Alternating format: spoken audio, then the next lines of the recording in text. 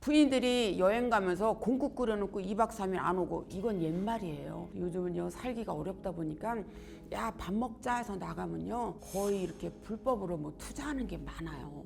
그래서 제가 재밌게 사는 방법을 10가지를 한번 정리를 해보겠습니다. 1부터 5까지 한번 제 소개를 해보겠습니다. 1. 일터에서 은퇴하셨나요? 2. 이제부터가 시작입니다. 3. 삶이 괴롭거나 4. 사는 것이 재미없다는 분들에게 5. 오늘 저 박인옥이 재밌게 해결 방법을 말씀드리려고 합니다. 사단법인 한국교회회 원장 박인옥 인사드리겠습니다. 네, 제가 은퇴 예정자들 대상으로 지금 10년째 강의를 하고 있는데요. 처음 시작할 때는 은퇴를 한 2년, 3년 이렇게 앞둔 분들 대상으로 강의를 했는데요. 이분들이 하시는 얘기가 이런 강의를 10년 전에 미리 들었으면 얼마나 좋겠냐 이런 말씀들을 많이 하신답니다. 그래서 요즘은 8년, 많게는 10년 앞두신 분들도 그 강의를 꼭 하시는데요. 늦었다고 생각하는 게 가장 빠르다고 하잖아요. 어떻게 해야 될까? 그 생각이 들자마자 하시는 게 가장 좋을 거라고 생각해요. 가장 소중한 금이 황금, 지금, 소금이랍니다. 지금 그걸 시작을 하시는 거예요. 많은 분들이 은퇴를 하면서 가장 걱정되는 게 첫 번째가 돈, 두 번째가 건강, 세 번째가 대인관계, 네 번째가 여가라고 표현합니다. 그런데 우리가 이 돈이라는 것이요 미리미리 생각하고 모을 수 없는 상황들이 굉장히 많거든요. 그렇기 때문에 딱 은퇴를 하면 앞으로 어떻게 살아야지, 또 그 많은 시간을 어떻게 보내야지, 또 주변 사람들이 많이 주변에서 사라지면 벌판에 혼자 놓은 느낌이 든다고 얘기하시거든요. 그래서 일단은 재정 문제를 확보를 하시고 나에게 남아있는 돈이 얼마이고 그걸 어떻게 해야 되는가. 두 번째는 주거 문제죠. 지금 살고 있는 아파트가 50평이다 이러면 우리가 긴축 재정을 할 수밖에 없거든요. 그러니까 아파트 평수를 줄인다든가 아니면 주변에 병원이 있는데 또 언제든지 위급 상황에서 누구한테 연락할 수 있는 지인들이 가까운 곳, 아니면요 시간을 같이 보낼 수 있는 대인관계, 또 나의 건강 상태도 굉장히 중요하거든요. 그래서 건강 체크를 하는 것도 우선순위라고 생각을 합니다. 이제 딱 은퇴를 하고 나면요 늘 출근하던 일상이 변화가 되잖아요. 아침에 일어나면 갈 곳이 있어야 되는데 아침에 일어났더니 갈 곳도 없고, 그러다 보니까 마냥 집에서 무기력하게 있다 보면요 거기에서 오는 이 현상을 우리 번아웃이라고 하거든요. 우울증은 증가되고요 자존감은 떨어지고 왜 살지 이런 자괴감도 든다고 합니다. 그래서 이런 번아웃이 은퇴로 인해서 오게 되면요 일단은 내 나름대로 계획표를 짜는 거예요. 시간 관리요. 우리가 80세까지 살 경우에 여가로 보내는 시간이 40% 해당하는 32년이랍니다. 그런데 10명 중에 8명이 TV 시청으로 나오거든요. 선호하는 거는 여행인데 여행은 돈이 많이 든다 해서 TV 시청으로 나옵니다. 그 중에 한 명만이 스포츠 활동을 한다고 나오는데요. 일단은 계획을 짜는 거예요. 내가 앞으로 남는 시간 정말 32년이 남는다면 내가 어떤 것을 어떻게 해야 되는가. 평소에 좋아하는데 시간이 없어서 못했던 거, 너무 만나야 되는데 만나지 못했던 사람들, 또 내 긴축사항을 하려면 돈을 어떻게 어디에서 절약을 해야 되는가, 또 가족 점검도 해야 되거든요. 오직하면 은퇴한 사람들이 우르르 올라가는 산이 걱정이 태산이랍니다. 실직하고도 그 얘기를 차마 아내에게 하지 못하고요 출근하는 것처럼 나와서 내 산에 올라갔다가 퇴근하는 시간을 맞춰서 내려온대요. 왜 내가 퇴직한 거를 부인한테 얘기를 못합니까? 우리는 가족이잖아요. 근데 그 얘기를 하지 못하고 그러는데요. 이렇게 막상 또 남편이 퇴직을 하면 부인들의 스트레스도 굉장히 많습니다. 왜?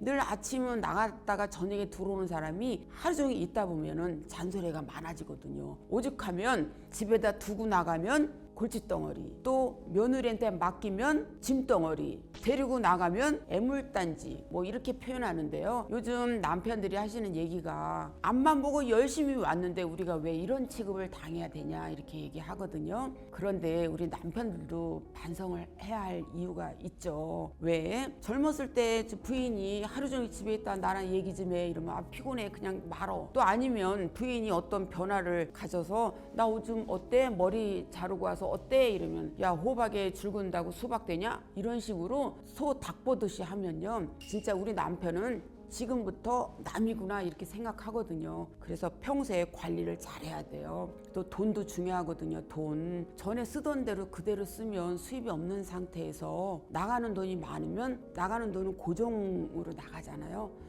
그럼 나가는 돈이 2배라고 생각하시면 돼요.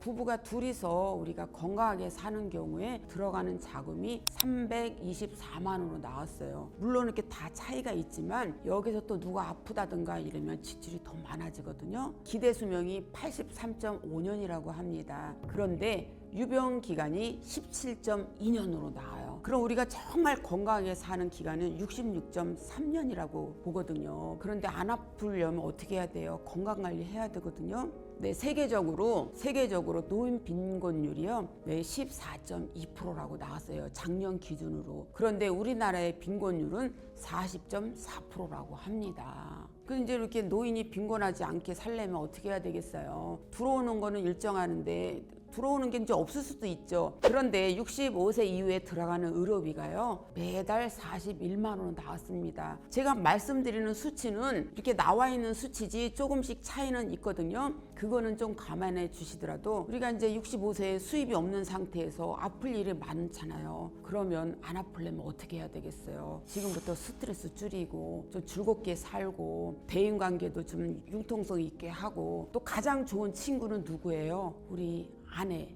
남편이잖아요. 주변에 보면요, 남편 보면 아직도 가슴이 떨린다는 분이 있어요. 정말 이렇게 남편, 부인을 보고 지금까지 이렇게 가슴이 떨리고 이러면 얼마나 좋습니까? 그런데 제가 현장에서 강의를 하다 보면요, 남편하고 가슴이 떨리긴요, 살이 떨려요 이렇게 표현하거든요. 가장 가까운 사이인 내 짝꿍하고 이렇게 사이가 좋지 않으면 우리가 인생 이막도 힘들고 괴로울 수밖에 없습니다. 그래서 인생 이막에서 가장 친하게 지내야 할 관계는 내 짝꿍입니다. 내 짝꿍.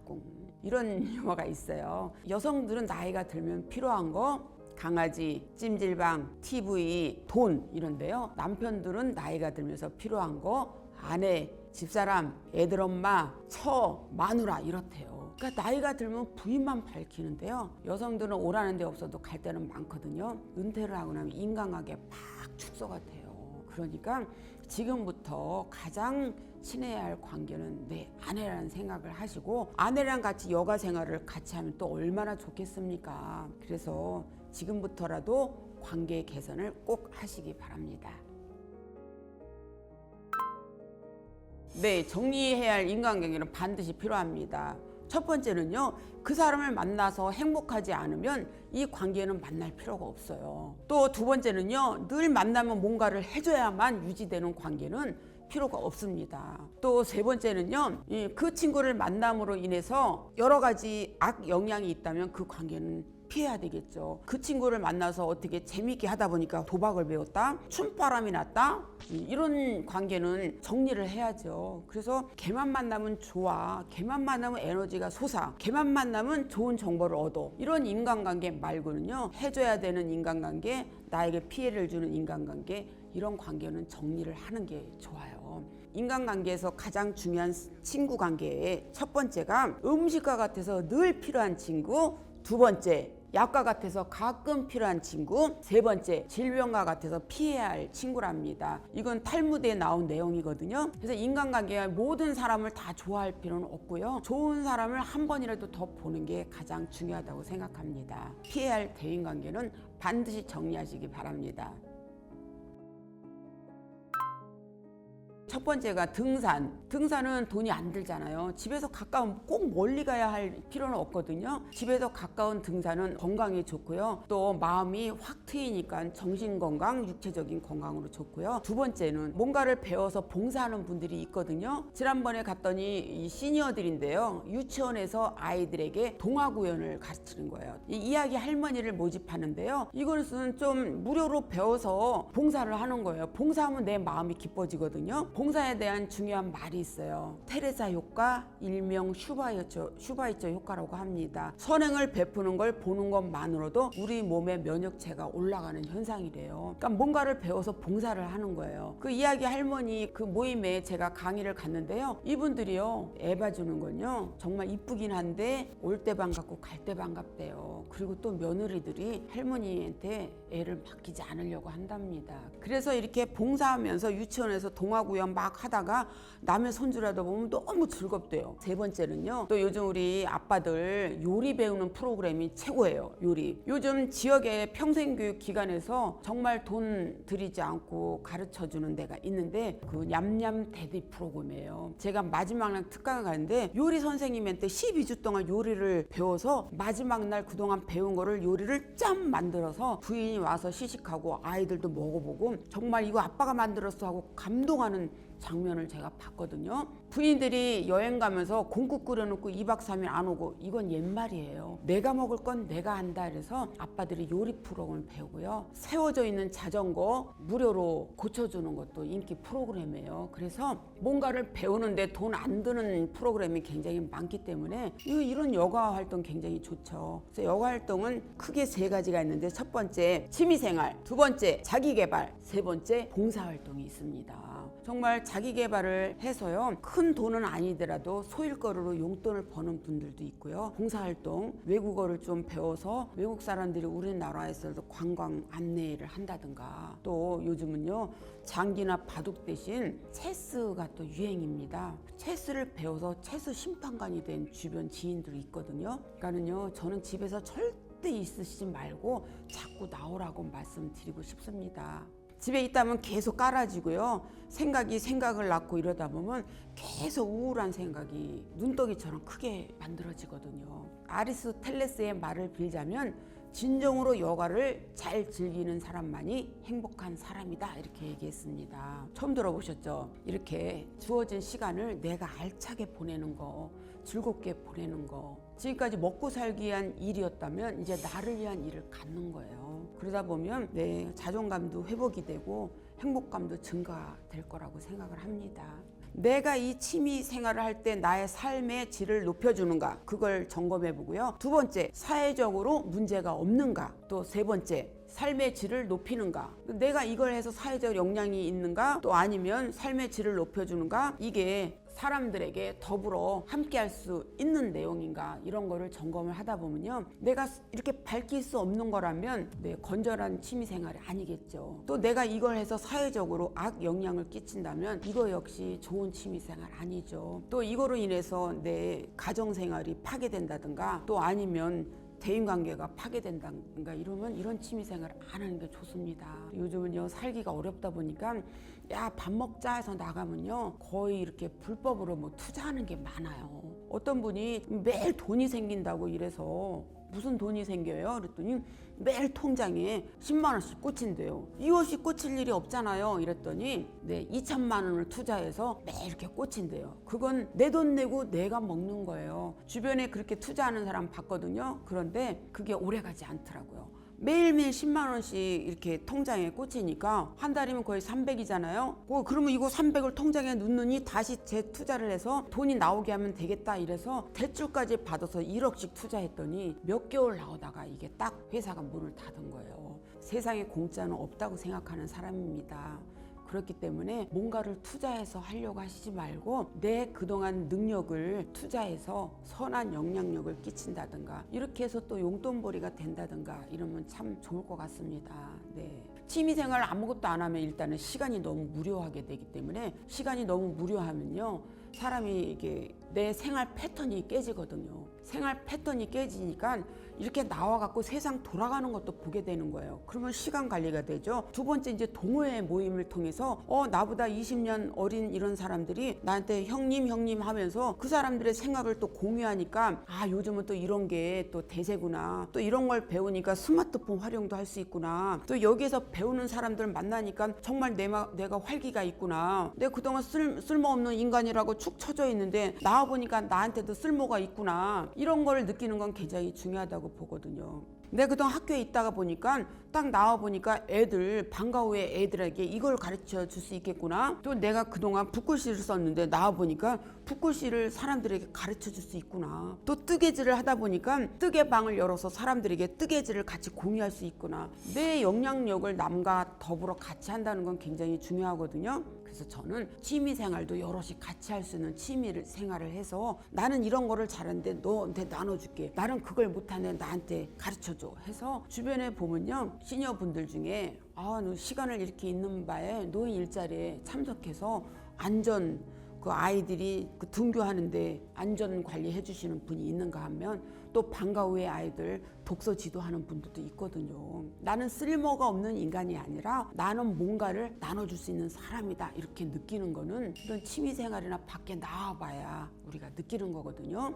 그러니까 집에 계시지 말고 자꾸 나오셔서 사람들과 어울리세요. 뭐든지 대인관계는 기본입니다. 우리가 행복하게 사는 방법 10, 100, 1000만 하루에 한 가지 좋은 일을 하고 10, 10사람을 만나며 100글자를 쓰고 1000자를 읽으며 만보를 걸어라 이런 뜻이거든요. 그러니까 사람과 더불어 살아야 돼요. 사람과 더불어.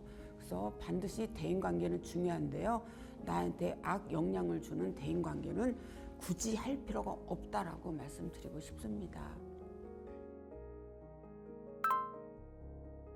네, 요즘은 부부가 함께하는 댄스도 있어요. 부부 같이 하는 댄스가 있는데 그것도 큰 돈 들이지 않고요. 주민센터 이런 데 가보면 부부가 함께하는 댄스 그거는 1대1로는 신청이 안 돼요. 부부가 함께하는 거예요. 부대 끼고 이러면서 아니면 부부가 함께 뭔가를 배워서 같이 등산을 하면서 서로 찍어주고 경치를 찍어서 유튜브를 같이 올리기도 하고요. 왜냐하면 젊었을 때는 따로따로 하다가 나이 들어서 갑자기 같이 하기가 쉽지가 않아요. 그렇기 때문에 상대방의 여가를 존중해 주는 겁니다. 남편이 낚시를 좋아한다. 평소에 그 사람 무슨 낚시를 해. 고리타분하게 이러지 말고 낚시를 따라가서 뜨개질을 옆에서 한다든가 책을 읽는다든가 또 아내가 쇼핑하는 게 취미다 이러면 굳이 뭔가를 사지 않아도 아이 쇼핑이면요. 같이 따라서 같이 걷고 같이 보고 이렇게 하는 거예요. 그래서 정말 그런 자식들 눈에 엄마 아빠가 다정하게 사는 게 큰 교육이 된다고 합니다. 엄마 옆에 아빠가 있어야 자식들이요 엄마를 더 존중해 준대요. 그러니까 내 영원한 짝꿍은 내 남편, 아내라고 생각하시면 되실 겁니다. 같이 할 수 있는 거를 찾으려면 굉장히 많아요. 또 등산도 같이 할 수 있잖아요. 왜 혼자 올라가기 힘든데 남편이 끌어주고 내 부인이 같이 가고 같이 가서 야호도 같이 하고 이렇게 부부가 함께하는 여가를 했을 때 인생 2막을 행복하게 보낼 수 있습니다. 그래서 제가 항상 하는 얘기가 남편의 여가, 아내의 여가를 존중해주고 가능하면 함께하려고 노력을 해라 이렇게 얘기합니다. 그래서 제가 재밌게 사는 방법을 10가지를 한번 정리를 해보겠습니다. 1. 일일이 따지지 말자. 언제 어디서 무엇을 어떻게 따지는 사람이 있거든요. 그런 사람은 주변에 친구가 없어요. 2. 이 일 저 일 참견하지 말아라. 며느리 일도 참견하고 세상에 궁금한 게 너무 많아. 뒷집은 요즘 어떻게 사나 또 옆집은 어떻게 사나 이러지 말고요. 이 일 저 일 참견하지 말고 3. 335 어울려 다녀라. 세상은 혼자 살 수 없거든요. 그러니까 이 사람도 어울리고 저 사람도 어울리고 4. 사생결단하지 말아라. 죽고 살 일이 그렇게 많지 않아요. 그러니까요. 내려놓고 누가 내 욕을 하던가 말던가 사생결단하지 말고 5. 오늘에 항상 감사해라. 뭐 내일 어떤 일 막 끌어당기면서 고민하지 말고요. 우리가 하는 고민의 96%가 해도 해결이 안 되는 고민이래요. 그걸 밤새 붙들고 잠이 안 와 입맛이 없어 이러지 말고요. 그냥 오늘 하루 감사하는 마음으로 오늘이 쌓이면 내일이 되고요. 내일이 또 쌓이면 미래가 될 수 있잖아요. 그냥 오늘 하루 감사히 즐겁게 행복하게 보내면 됩니다. 6. 육탄전 버리지 말아라. 우리가 뭐 그렇게 육탄전을 벌일 정도로 사람들하고 싸울 일도 없고요. 7. 7.8개 정신으로. 그러니까 안 되면 뭐 다음에 하면 되지. 지금 너무나 하는 일이 안 되면요. 이거는 잘 될 증거인가 보다 이렇게 생각을 하시면 되고요. 8. 팔팔한 열정으로 살아라. 팔팔한 열정이라는 것은요. 의욕을 가지라는 얘기예요. 난 죽었어, 늙었어. 나이보다 더 늙은 사람이 있어요. 요즘은요. 제가 강의를 다니다 보면 전에는 장수대학, 노인대학 이런데요. 이름 자체를 바꿨어요. 늘 푸른 청춘대학, 문화대학 이렇게 바꿨어요. 그 말만 바꿨을 뿐인데 갑자기 기분까지도 젊어지는 느낌 들거든요. 그래서 미리미리 걱정하지 말고 나이 먹은 흉내 하시지 마세요. 또 9. 구구절절한 변명하지 말라. 지금 이 자리 내 모습이 그냥 현재의 내 모습이라고 생각하고요. 나 왕년에 옛날엔 잘했는데 이렇게 하시지 마세요. 구구절절히 변명 필요 없습니다. 10. 십시일반 나눈 삶을 살아라. 내가 베푼 거는 기억이 안 나도요, 나에게 베품을 받은 사람들은 기억을 하더라고요. 남에게 베푼 건요 그냥 잊어버리세요. 내가 너한테 그렇게 해줬는데 너는 나한테 그럴 수가 있어? 이런 생각 하시지 말고 그냥 베푸시고, 넘치게 하시지 말고 집에서 안 쓰는 거는요 필요한 사람에게 주고요. 풍요로우면 좀 나눌 생각도 하시고 이렇게 하셨으면 좋겠습니다. 복을 못 받으면 어때요? 저축해놨다고 생각하면 이 다음에 또 후대에서 받을 수도 있겠죠. 그래서 좀 나누는 삶, 베푸는 삶 이런 게 좀 됐으면 좋겠습니다.